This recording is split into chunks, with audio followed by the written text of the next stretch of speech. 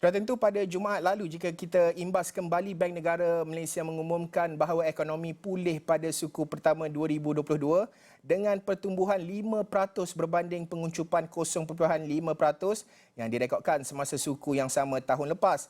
Ia disokong oleh peningkatan dalam permintaan domestik apabila aktiviti ekonomi terus normal dengan pelonggaran langkah-langkah sekatan. Dan Gubernur BNM Tan Sri Nur Syamsiah Mahmad Yunus berkata, ekonomi domestik dijangka terus bertambah baik tahun ini dengan pertumbuhan diunjurkan antara 5.3% dan 6.3% pada 2022 disokong oleh pengukuhan permintaan domestik, pengembangan permintaan luaran yang berterusan dan persekitaran yang lebih positif dalam pasaran buruh. Katanya lagi, penambatan ringgit tidak akan menjadi kepentingan terbaik Malaysia kerana ia berisiko besar sementara mengekalkan tambatan akan menjadi dasar yang tidak berbaloi disebabkan sejumlah besar rizab terpaksa diperuntukkan terutamanya dalam dekad yang lalu dan ini akhirnya akan melemahkan daya tahan luaran Malaysia. Jadi untuk kita mengulas dengan lebih lanjut berkenaan pertumbuhan KDNK ini bersama dengan saya adalah pakar ekonomi Profesor Emeritus Dr. Barjoya Bardai.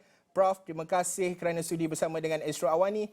Pertama sekali, bagaimana kita ingin memahami pertumbuhan melibatkan KDNK 5% ini, bagaimana ianya memberi impak kepada rakyat, bagaimana ianya dipacu dan angka itu nampaknya ramai yang melisik juga jangkaan untuk 5% tu. Pandangan Prof sendiri.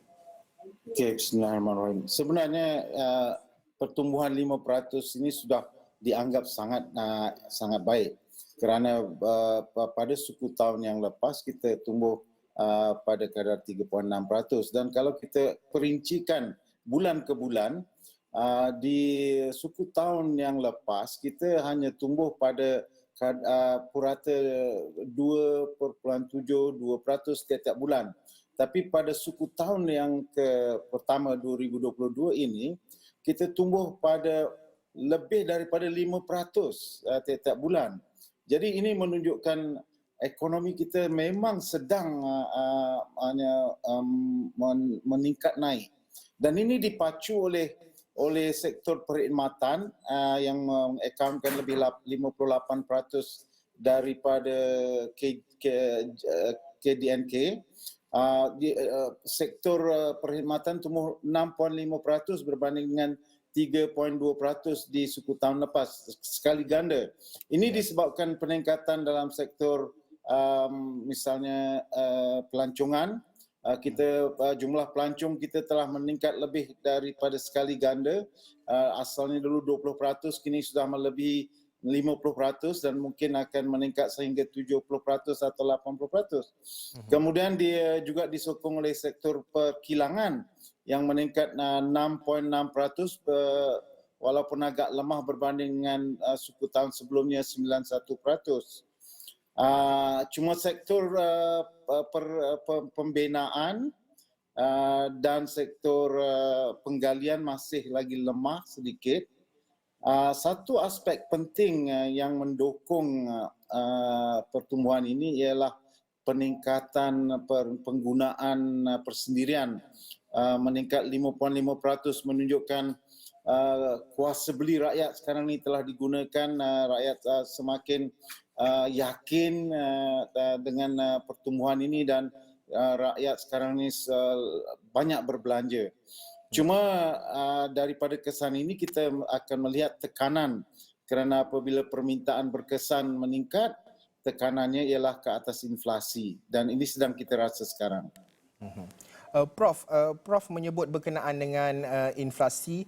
Kita tahu langkah BNM yang diambil pengumuman yang dibuat pada Rabu lalu iaitu berkenaan dengan kenaikan OPR 1.75 jadi kepada 2%, peningkatan 25 mata asas itu sendiri.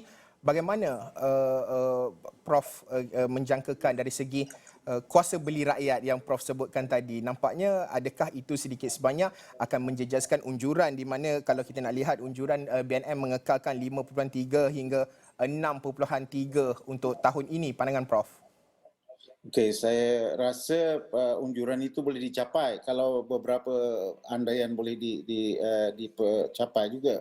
Tapi berbalik kepada inflasi, sebenarnya dasar kerajaan Bank Negara meningkatkan kadar faedah 25 mata adalah satu usaha untuk cuba menarik masuk balik kecairan ke dalam sistem bank, dan ini akan mengurangkan tekanan permintaan dan permintaan berkesan ini menyebabkan harga akan lebih stabil di bawah. Tapi sebenarnya dia ini tidak diduga kerana Bank Negara sepatutnya tidak menaikkan faedah berasas pada polisi jangka panjangnya. Ya. Walaupun sebenarnya apabila kita dalam proses pemulihan, memang sepatutnya kerajaan meningkatkan kadar faedah untuk memacu ekonomi. Jadi kita melakukan polisi yang betul, tetapi mungkin Bank Negara tidak memberikan hint atau cue sebelumnya, jadi menyebabkan banyak pemain-pemain di pasaran agak terkeliru dengan polisi ini. Inflasi tidak boleh ditangani dengan kaedah menaikkan kadar faedah sahaja. Inflasi perlu ditangani menggunakan banyak kaedah lain, khususnya kaedah pentadbiran. Kerana apa yang berlaku di Malaysia mungkin ada berkait dengan manipulasi pasaran dan juga kegiatan-kegiatan mengambil untung yang berlebihan oleh peniaga dan pengeluar. Prof, mungkin akhir sekali jangkaan Prof melihat kepada prospek ataupun pertumbuhan ekonomi KDNK yang kita lihat agak baik juga 5% seperti yang Prof katakan pada suku pertama tahun ini menuju separuh pertama suku kedua nanti. Bagaimana jangkaan Prof melihat kepada proses pemulihan yang pada ketika ini negara berada proses menuju ke arah endemik ini? Banyak kita nampak industri-industri semakin giat merancakkan perindustrian, perniagaan juga semakin rancak. Jangkaan Prof melihat kepada separuh pertama 2022, Prof. Okay. Sebenarnya saya wishful thinking saya nak kalau boleh ekonomi Malaysia bertumbuh dengan sangat deras di tahun ini, kerana tahun 2022 dan 2023 adalah peluang bagi kita untuk mencapai puncak sebelum ekonomi akan mula menurun semula pada tahun 2026 mungkin atau 25. Jadi tetapi mana ini akan ditentukan oleh apa yang berlaku di dunia juga. Sekarang kita ada krisis antara Rusia dan Ukraine, walaupun kita tak terjejas banyak secara terus, tetapi disebabkan oleh sanction, banyak sebenarnya aktiviti ekonomi terganda. Kalau kita tengok ekspor kita telah menurun daripada 13% di suku tahun lepas menyusut sebanyak 8% saja. Itu satu. Kemudian di masa yang sama kita juga melihat apa yang berlaku di China, apa yang berlaku pada Shanghai, penutupan ekonomi dan sebagainya. Kita takut kalau ini juga akan menular ke negara kita dan mungkin kita terpaksa melakukan sesuatu yang drastik seperti itu. Kalau itu berlaku, mungkin kita akan tergendala dalam proses pemulihan ini.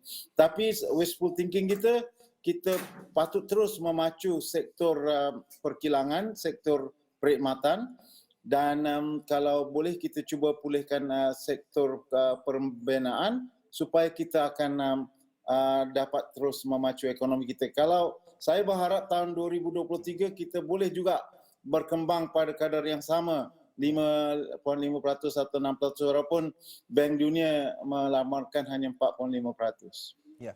Baik. Terima kasih Profesor Emeritus Dr. Bajoya Bardai, pakar ekonomi yang mengulas berkenaan dengan pertumbuhan KDNK yang diumumkan BNM pada Jumaat lalu. Dan sudah tentu selepas ini kita akan melihat pula di peringkat global bagaimana. Terima kasih sekali lagi Prof. Emeritus Dr. Bajoya Bardai, dan selepas ini kita nak melihat bagaimana apa yang berlaku di peringkat global akan memberi impak kepada pertumbuhan ekonomi Malaysia, bagaimana unjurannya. Niaga Awani berhenti rehat seketika, kita bersambung selepas ini.